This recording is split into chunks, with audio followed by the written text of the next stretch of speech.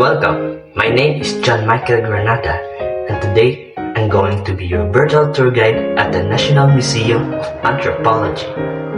The museum is located at Rufina Circle in Rizal Park, Manila, where the story of the Filipino begins. Housed in the former Old Finance Building, completed in 1940 and restored after World War II, this neoclassical structure now preserves the nation's cultural memory. Here, we enter Kabanang Lahi Archaeological Treasures, one of the museum's longest-running exhibitions showcasing burial practices and craftsmanship of Philippine societies from 2,500 to 1,000 years ago. At its center is the Manunggol jar, a Neolithic burial artifact dated 890 to 700 BC, whose boat figure lid symbolizes the soul's journey to the afterlife, reflecting ancient Filipino beliefs and advanced maritime culture. Moving on, the Santiago Shipwreck Gallery uncovers artifacts from a Spanish galleon that sank in 1600s, highlighting the Philippines' role in global trade and colonial encounters. Ethnographic exhibits showcase indigenous cultures, traditional crafts, and baybayin, the pre-colonial Filipino writing system, proof of early literacy and cultural sophistication. By preserving these stories and artifacts, the museum helps Filipinos understand their roots, challenge colonial narratives, and appreciate the richness of Philippine history and identity. Good day everyone, I'll be presenting the National Museum of the Philippines located at Rizal Park in Manila. It is the country's main institution for preserving Philippine history, art, and culture. The museum is historically significant because it showcases the Filipino journey from pre-colonial times through Spanish and American colonization up to the modern era.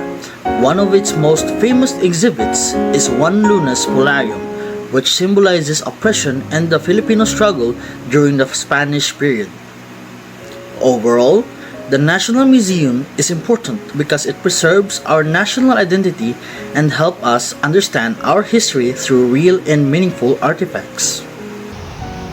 For the museum part of our virtual tour, I choose the National Museum of Natural History located in Ermita, Manila.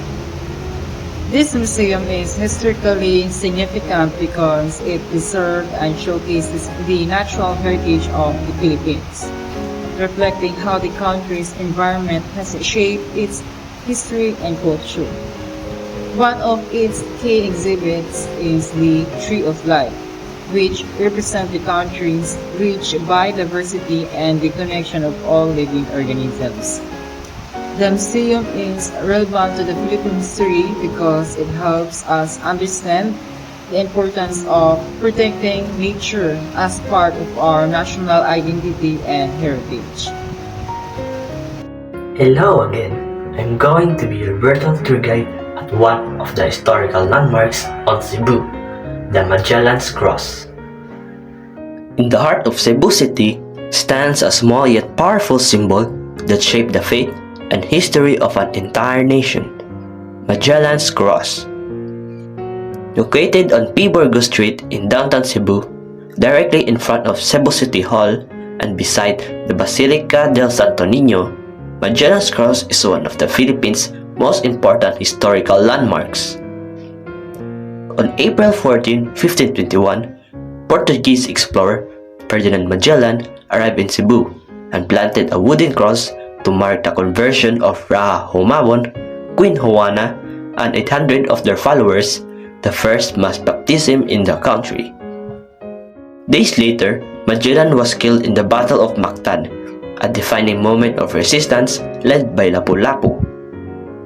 Today, the cross is protected inside Tindaluwood and housed in a stone pavilion built in 1834. Declared a National Cultural Treasure in 2021, it remains a place of prayer, history, and preservation. Magellan's Cross endures, not just a relic, but as a living witness to the Philippines' past and faith. Now, let's talk about the historic Fort Santiago located inside the walled city or the Intramuros, Manila. Fort Santiago was built by the Spaniards, headed by Miguel Lopez de Legazpi, and served as their military headquarters. The construction of Fort Santiago started in 1571, and nearly 150 years later, of completion using Filipino labor. A bloody battle between Spaniards and Chinese took place here. It also served as the main port of the galleon trade, a Spanish maritime trade route connecting Manila, Philippines to Acapulco, Mexico, using large galleon ships, forming the first truly global trade system. It also became a prison and a torture chamber for many Filipinos during the Spanish colonial period.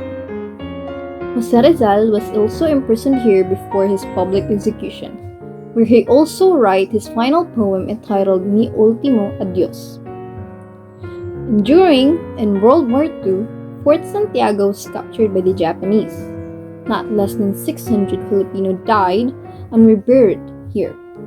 A white cross was built marking the mass grave of 600 victims trapped inside Fort Santiago's dungeon. In the 1980s, Fort Santiago was restored by the Intramuros administration and today serves as a museum where some memorabilia of Jose Rizal is displayed and well-preserved Spanish legacies in our past. Intramuros, known as the Walled City, is located in the heart of Manila. Built by the Spanish in 1571, it served as the center of government, religion, and defense during the colonial period. Surrounded by massive stone walls, Intramuros protected the city from invasions. Important landmarks such as Fort Santiago and San Agustin Church were found here, where key the events in the Philippine history happened. Today, Intramuros remains a powerful symbol of the Philippine rich history and cultural heritage. Maglalatik is a traditional Filipino folk dance originating from Binyan, Laguna, Philippines, commonly performed during fiestas, cultural programs, and competitions. The dance portrays mock battle between Christians and Moros over latik, a coconut product, later became associated with religious celebrations honoring San Isidro Labrador. Maglalatik symbolizes unity, strength, and cooperation within the community, helping preserve Filipino culture and traditions through performances. The dancers wear coconut shell halves attached to their chest, back, hips, and thighs, which they strike rhythmically, often using red and blue pants to represent opposing groups.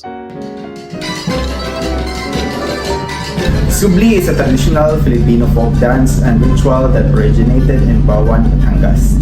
It is both a dance and religious devotion, deeply rooted in locals' culture and faith. Subli is performed to ask for blessings, give thanks, or during fiestas and religious celebrations. It reflects faith, humility, and devotion rather than entertainment alone.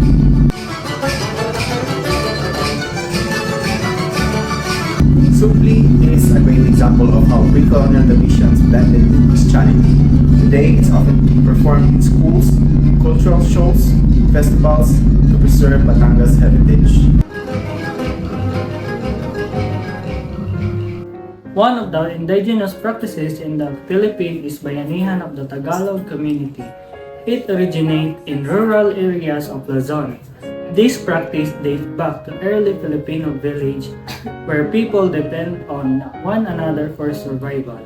Bayanihan means helping the community without expecting anything in return. A well-known tradition is neighbor lifting and carrying a bahay kobo using bamboo poles. It represents unity, cooperation, and strong community spirit among Filipinos. That's all. So next is we have cultural performance created from a fun idea. By watching ducks near the river, a dancer created a playful steps that everyone loved. And this is called the Itik-itik dance. It originates from Surigao del Sur, Philippines. So, Itik-itik dance originates from Surigao del Sur, Philippines. It is created by dancer Kanang who improvise steps mimicking the movement of a duck at a social gathering. So, it is a festive, mimetic folk dance performed at celebrations such as fiestas and weddings. It showcases creativity, humor, and observation of nature. Dancers wear traditional rural attire. In females, a balintawak or patajong or a blouse and skirt, while in males is a barong Tagalog or camisa de chino with red trouser. Now, let's talk about the Kalinga batok, or the Kalinga body tattooing practiced by the Kalinga people of northern Luzon, Philippines. This practice was originated in Kalinga province in the Cordillera region, northern Luzon. The Kalinga tattooing dates back to pre-colonial times when the Kalinga were known as warrior communities. Tattoos mark significant achievements in battle and symbolizes honor, strength, and community identity. The practice was gendered.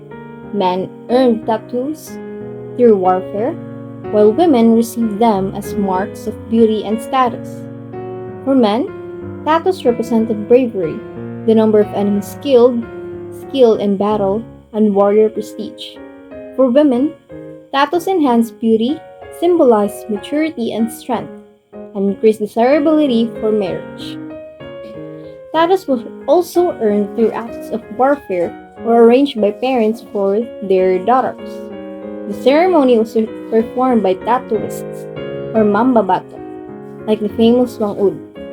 Traditional tools included calamansi thorn, bamboo stick, and soot-based ink.